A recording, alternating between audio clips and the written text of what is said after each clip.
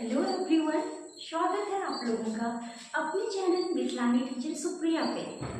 आज का वीडियो बहुत ही खास होने वाला है क्योंकि हम आपके लिए लेके आए हैं बिहार जीके। ये क्लास स्पेशल है बिहार जीके का। इसमें हम बिहार के बारे में पढ़ेंगे, उसका परिचय पढ़ेंगे, बिहार में कैसे क्या है, हर कुछ इस वीडियो में बहुत ही आसान भाषा में देखेंगे। तो चलिए हम शुरू करते हैं। सबसे पहले बिहार का परिचय। हम जानेंगे कि बिहार नाम क्यों पड़ा।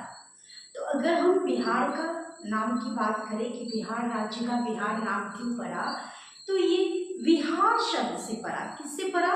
विहार से। विहार का मतलब होता है बौद्ध मठ।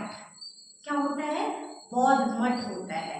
आपको याद रखना है कि यहाँ पे बहुत सारे बौद्ध विहार थे जिसके नाम पे ही इस राज्य का नाम क्या पड़ा? बिहार पड़ा। तो चलिए, बिहार नाम विहार से, इससे विहार से पड़ा है जिसका अर्थ है बौद्ध मठ। आपसे पूछा जाता है कि बिहार का क्या अर्थ होता है? बौद्ध मठ होता है। प्राचीन काल में यहाँ अनेक बौद्ध विहार होने के कारण इसका नाम बिहार पड़ा। तो अब आपको पता चल गया होगा कि बिहार राज्य का बिहार नाम क्यों पड़ा। अब चलते हैं, देखते हैं बिहार राज्य से संबंधित कुछ क्वेश्चन स्क्रीन पे है, उसको हम देखते हैं। चलिए, पहला है राज्य का गठन कब हुआ? तो बिहार राज्य का गठन कब हुआ? 22 मार्च 1912 ईस्वी में। कब हुआ? 22 मार्च 1912 ईस्वी में। ठीक है। और इसीलिए प्रत्येक वर्ष 22 मार्च को बिहार दिवस के रूप में हम मनाते हैं। आप लोगों को पता होगा कि 22 मार्च को हम कौन सा दिन मनाते हैं, कौन से दिन मनाते हैं? तो बिहार दिवस के रूप में मनाते हैं क्योंकि 22 मार्च 1912 में ही बिहार राज्य का गठन हुआ था। चलिए, नेक्स्ट है राजधानी। तो बिहार की राजधानी कहाँ है? पटना है। कहाँ है? पटना है। नेक्स्ट है क्षेत्रफल। बिहार का कुल क्षेत्रफल कितना है? तो ये 94,163 वर्ग किलोमीटर है। कितना है? 94,163 वर्ग किलोमीटर है। 94,163 वर्ग किलोमीटर है। ठीक है। नेक्स्ट है कुल जिले कितने हैं? बिहार में कुल जिले कितने हैं?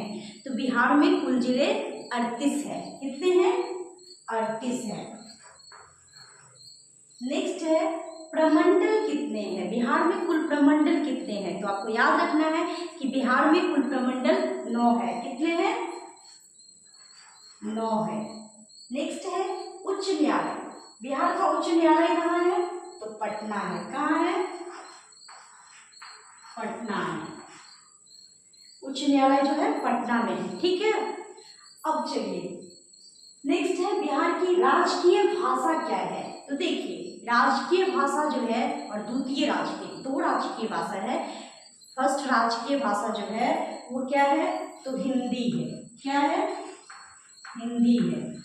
बिहार की राजकीय भाषा हिंदी है, लेकिन द्वितीय राजकीय भाषा भी है जो है उर्दू। कौन सा है? उर्दू है। आपको याद रखना है, उर्दू है। द्वितीय राजकीय भाषा बिहार का कौन सा है? उर्दू है। अब चलते हैं, हम बिहार का चौहद्दी देखते हैं। बिहार का चौहद्दी देखते हैं कि बिहार के उत्तर में क्या है, दक्षिण में क्या है, पूरब में क्या है और पश्चिम में क्या है।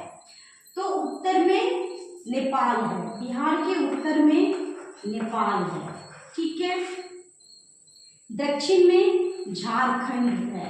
कौन सा है? झारखंड है। उत्तर में नेपाल, दक्षिण में झारखंड, पूरब में पश्चिम बंगाल है। पूरब में पश्चिम बंगाल है।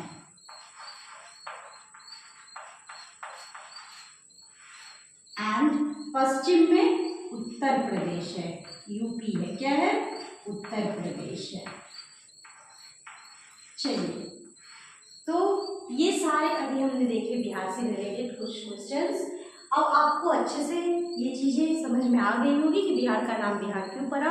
और अगर अब आपसे कोई पूछे कि गठन कब हुआ था, राजधानी कहाँ है, क्षेत्रफल कितनी है, कुल जिले कितने हैं बिहार में, प्रमंडल कितने हैं, उच्च न्यायालय कहाँ है बिहार में, राजकीय भाषा क्या है बिहार का, द्वितीय राजकीय भाषा क्या है, उसके चौहद्दी क्या है, उत्तर बिहार के उत्तर में क्या है, दक्षिण में क्या है, पूर्व में क्या है और पश्चिम में क्या है, तो आप इजीली बता सकते हैं क्योंकि हमने अभी आसान भाषा में ये सारी चीजें देखी हैं।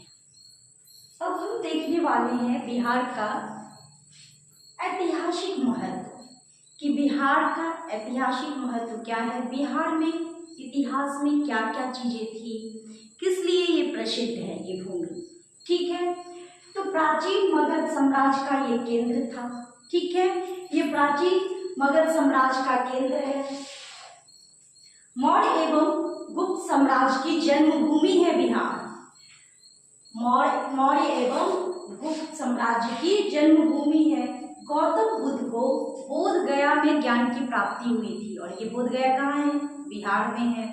आप लोग कमेंट कीजिएगा कि बोध गया में गौतम बुद्ध को कौन से पेड़ के नीचे ज्ञान की प्राप्ति हुई थी, उस पेड़ का नाम जरूर कमेंट कीजिएगा। ठीक है, तो बोध गया में गौतम बुद्ध को ज्ञान की प्राप्ति हुई थी और ये बिहार में है। बोध गया आपको जगह का नाम याद रखना है, यहीं पे इनको ज्ञान की प्राप्ति हुई थी। माँ सीता का जन्मभूमि है बिहार। बिहार में एक स्थान है सीतामढ़ी, ऐसा माना गया है, ऐसे कहावतें हैं कि भगवान जनक जी सीतामढ़ी में ही जब हल चला रहे थे खेत में, तो उन्हें मिट्टी के अंदर, अब आप बोलिएगा कि राजा होके वो हल क्यों चला रहे थे, ऐसे अकाल पड़ा था और फिर ऋषियों ने बताया, ऋषि मुनि ने उन्हें ये चीजें बताई कि राजा जब स्वयं हल चलाएंगे तो बारिश होगी और अच्छी फसल होगी। तो वो जब हल चला रहे थे तो उन्हें मिट्टी के अंदर से माँ सीता मिली थी, सीतामढ़ी में ही। सीतामढ़ी में माँ सीता जन्मभूमि, माँ सीता का वो जन्मभूमि है। वहाँ पे एक प्रसिद्ध मंदिर भी है माँ जानकी का। तो माँ सीता की जन्मभूमि है और ये कहाँ, तो सीतामढ़ी जो बिहार में है, तो बिहार माँ सीता की जन्मभूमि है। विश्व के प्राचीन विश्वविद्यालय नालंदा और विक्रमशिला, जो विश्व के सबसे प्रसिद्ध विश्वविद्यालय नालंदा और विक्रमशिला, वो बिहार में ही थे। कहाँ स्थित थे, यहीं पे, यानी कि बिहार में ही स्थित थे। और आपको बता दें कि अगर आज नालंदा विश्वविद्यालय और विक्रमशिला इस दोनों का स्थिति सही रहता पहले की तरह, तो आज जो हमारे इंडिया के बच्चे फॉरेन कंट्री जा रहे हैं पढ़ने के लिए, उस चीज़ की नौबत नहीं आती। उस टाइम भी फॉरेन कंट्री के लोग बिहार में आके ज्ञान प्राप्त करते थे, इतना अच्छा यूनिवर्सिटी था, बट वो चीज़ें रही नहीं। चलिए, तो ये बिहार का ऐतिहासिक महत्व है। ऐतिहासिक मुख्य बिंदु से ये सारे पॉइंट्स बहुत ही इम्पोर्टेंट है। आगे हम देखते हैं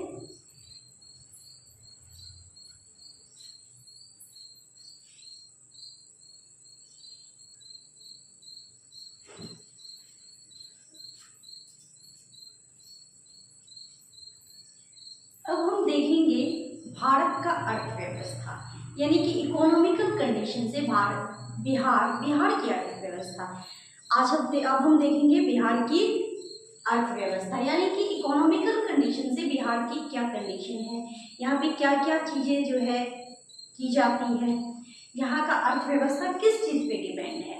तो चलिए, सबसे पहले हम एक चीज़ समझेंगे, जो हमारा जो बिहार है वो दो भागों में बटा हुआ है। कितने भागों में, दो भागों में, एक उत्तर बिहार और एक दक्षिण बिहार। और ये किस लिए बटा हुआ है, तो राज्य के मध्य से गंगा नदी, जो कि पश्चिम से पूरब की ओर बहती है। आपसे पूछा जा सकता है कि बिहार राज्य में गंगा नदी किस ओर से किस ओर की तरफ बहती है, तो आपको याद रखना है कि पश्चिम से पूरब की ओर बहती है और बिहार को उत्तर एवं दक्षिण बिहार में विभाजित कर देती है।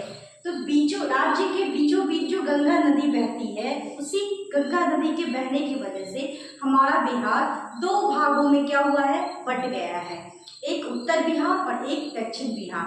बिहार राज्य में गंगा नदी किस दिशा से किस दिशा की ओर बहती है, तो आपको याद रखना है पश्चिम से पूरब की ओर। चलिए, अब है कि बिहार का अर्थव्यवस्था किस चीज पे डिपेंड है। तो अगर हम बात करें बिहार की अर्थव्यवस्था, तो ये कृषि प्रधान राज्य है, कृषि पे ही इसकी अर्थव्यवस्था डिपेंड। वैसे पूरे भारत भी जो है वो कृषि पे ही डिपेंड है ना।